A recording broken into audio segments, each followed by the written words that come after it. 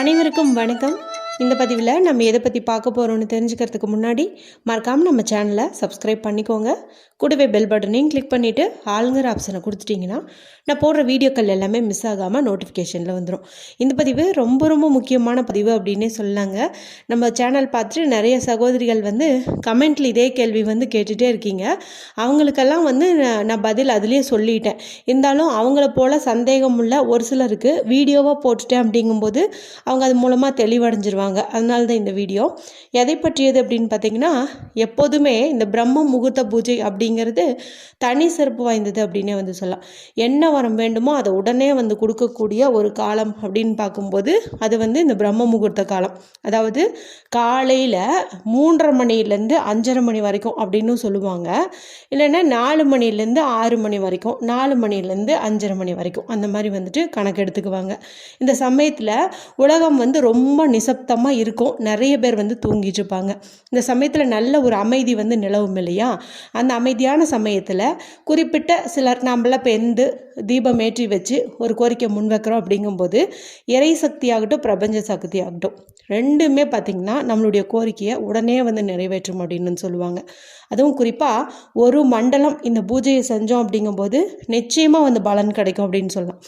எப்பேற்பட்ட வேண்டுதலாக இருந்தாலும் சரி, அது சொந்த வீடு அமையறதுக்கு, குழந்தை பாக்கியம் கிடைப்பதற்கு, திருமணம் கைகூடுவதற்கு, நல்ல வேலை கிடைப்பதற்கு, அரசாங்க பதவி அதாவது கவர்மெண்ட் ஜாப் கிடைக்கிறதுக்காக நிறைய பேர் நிறைய விதமான எக்ஸாம்ஸ் எல்லாம் எழுதிட்டுருப்பீங்க. ஏதோ ஒரு காரணத்துக்காக அது உங்களுக்கு கிடைக்காம போயிருக்கும். எக்ஸாமில் மார்க் வராமல் போயிருக்கும். இல்லைன்னா வேறு யாராவது ஒரு இன்ஃப்ளூயன்ஸ் யூஸ் பண்ணி உங்களுக்கு கிடைக்க விடாமல் பண்ணியிருப்பாங்க.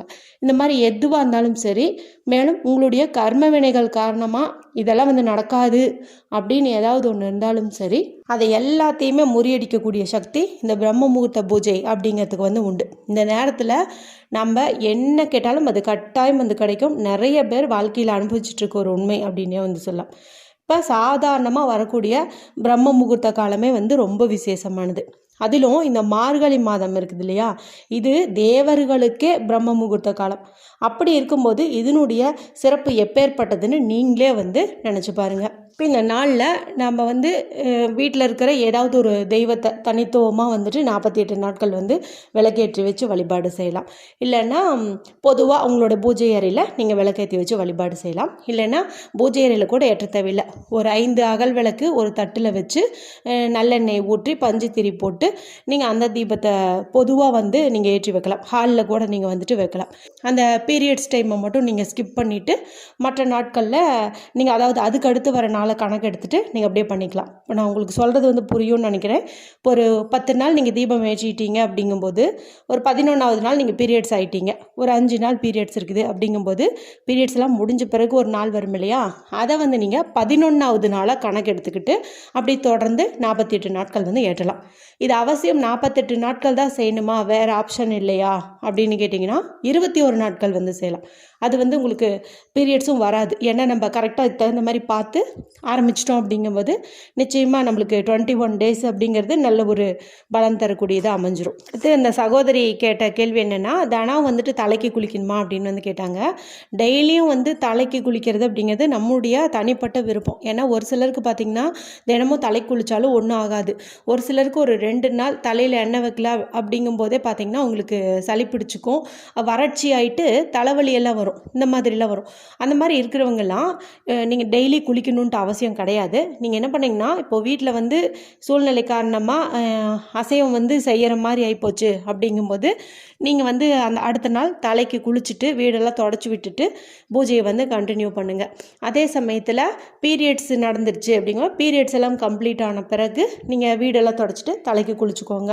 அடுத்து பார்த்திங்கன்னா, இப்போ ஏதாவது ஒரு பெரிய காரியம் நடந்துருச்சு, அதாவது யாராவது சொந்தக்காரங்க இறந்துட்டாங்க அப்படிங்கும்போது அங்கே உங்களுடைய கணவர் போயிட்டு வராங்க, இல்லை உங்களுக்கே போகிற மாதிரி ஒரு சூழ்நிலை இருக்குது அப்படிங்கும்போது நீங்கள் அங்கேருந்து வந்த பிறகு நீங்கள் வீடு தொடச்சி விட்டுட்டு தலை குளிச்சுட்டு பூஜை பண்ணலாம். அந்த மாதிரி பண்ணணும். இப்படி ரொம்ப ரேராக தான் நீங்கள் ஃபாலோ பண்ணுற மாதிரி இருக்கும். தினம் தலை குளிக்கணும் அப்படின்ட்டு எதுலேயும் சொல்லப்படலை. அதுக்கான அவசியம் இல்லை. உடம்பு தான் முக்கியம். ஏன்னா சுவர் இருந்தால் தான் சித்திரம் வர முடியும். உங்கள் ஹெல்த்தை ஃபஸ்ட்டு பார்த்துக்கோங்க. அடுத்ததாக ஒரு கேள்வி, இந்த பிரம்ம முகூர்த்த பூஜை வந்து 48 நாட்கள் செய்கிறோம் அப்படிங்கும்போது நாங்கள் வாராகி அம்மனுக்கு இந்த மாதிரி செய்யலாமா அப்படிங்கிறீங்க. ஏற்கனவே நம்முடைய சேனலில் வாராகி அம்மனுக்கு 48 நாட்கள் பூஜை எப்படி செய்யணும் என்பது குறித்து தனிப்பதிவாகவே 2 வீடியோவோ 3 வீடியோவோ வந்து கொடுத்துருக்குறேன். அதனுடைய லிங்க் வேணால் இந்த வீடியோ முடியும் போது வரக்கூட எண்டு ஸ்க்ரீனில் கொடுக்குறேன். மறக்காமல் செக் பண்ணி பாருங்கள். நீங்கள் தாராளமாக பொதுவாக உங்கள் வீட்டில் இருக்கிற தெய்வங்களுக்கு குலதெய்வத்துக்குன்னு நினச்சிட்டும் நீங்கள் கும்பிடலாம். பர்டிகுலராக அதாவது வாராகி அம்மனுக்காக, மகாவிஷ்ணுவிற்காக, முருகப்பெருமானுக்காக அப்படின்னுட்டு கூட நீங்கள் வந்து கணக்கு வச்சு கும்பிடலாம். அப்படி நீங்கள் வாராகி அம்மன் வழிபாடு செய்கிற மாதிரி இருந்துச்சு அப்படின்னா எப்போ நீங்கள் இந்த பிரம்ம முகூர்த்த பூஜை தொடங்கணும்னு பார்த்தீங்கன்னா வெள்ளிக்கிழமை நாளில் தொடங்குங்க. இப்போ வரக்கூடிய இந்த வெள்ளிக்கிழமை நாளில் கூட நீங்கள் தொடங்கலாம். நல்ல பலன் வந்து உங்களுக்கு கிடைக்கும். தேய்பிறையாக இருக்குது அப்படின்ட்டுலாம் யோசிக்காதீங்க.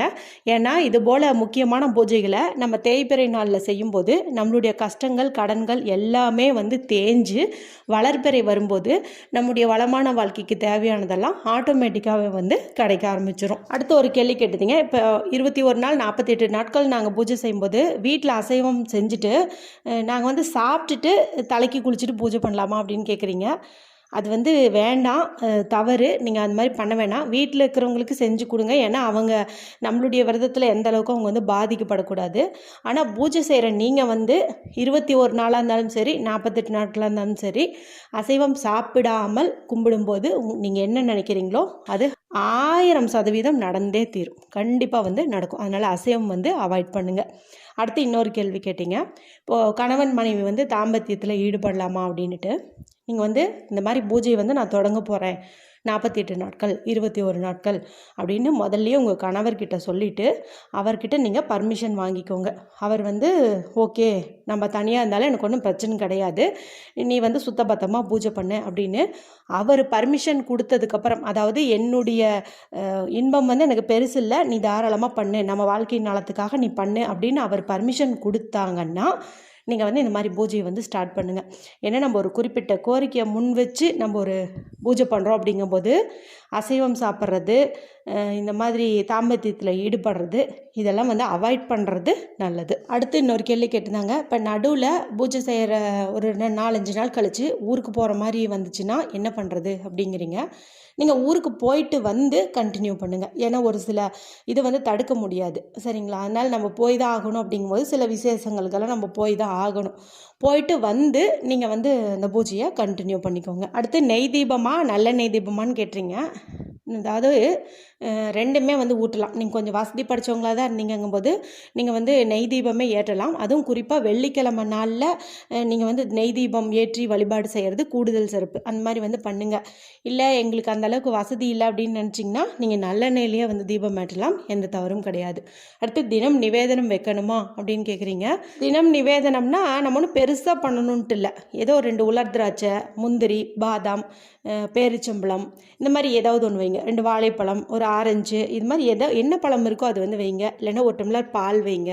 பொட்டுக்கடலை, வெல்லம், கற்கண்டு இந்த மாதிரி ஏதாவது ஒன்று வைங்க. இது ஒன்றும் பெருசு இல்லை. அடுத்து நீங்கள் ஒரு குறிப்பிட்ட கடவுளுக்காக இந்த 48 நாட்கள் பூஜை இருக்கீங்க, 21 நாள் பூஜை இருக்கீங்க அப்படிங்கும்போது அந்த 21 நாட்களுக்குள்ள அந்த குறிப்பிட்ட அம்மனாகட்டும் முருகப்பெருமானாகட்டும் அவங்களுக்கு உரிய அந்த நாளும் திதியும் வரும்போது நீங்கள் அவங்களுடைய படத்தை தூய்மைப்படுத்தி புதுசாக சந்தன குங்குமம், மஞ்சள் குங்குமம் விடுறது அவசியம்.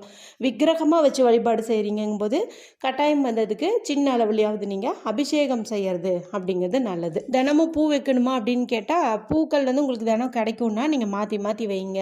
இல்லைன்னா நீங்கள் பழைய காஞ்சி போன பூவோடையே இருக்கட்டும்ட்டு விட்டுறாதீங்க. பழைய பூ வந்து எடுத்துருங்க. பூக்கள் இல்லாமல் வெறுமனே படம் இருந்தால் கூட பரவாயில்ல, ஆனால் காஞ்ச பூ வந்து அது மேலே வந்து இருக்கக்கூடாது. சரி, இவ்வளோதான் மேக்ஸிமம் வந்து விஷயங்கள். இப்போ நான் இதில் ஏதாவது ஒரு கேள்விக்கு உங்களுக்கு நான் சரியாக சந்தேகத்தை தீர்க்கலை அப்படிங்கும்போது நான் விட்டுருந்தேன் அப்படிங்கும்போது நீங்கள் என்கிட்ட கமெண்ட்டில் கேளுங்க, நான் கண்டிப்பாக வந்து ரிப்ளை பண்ணுறேன். வீடியோ பிடிச்சிருந்தால் மற்றவங்களோட ஷேர் பண்ணுங்கள், லைக் பண்ணுங்கள். மற்றும் ஒரு பயனுள்ள பதிவில் உங்களை சந்திக்கிறேன். நன்றி, வணக்கம்.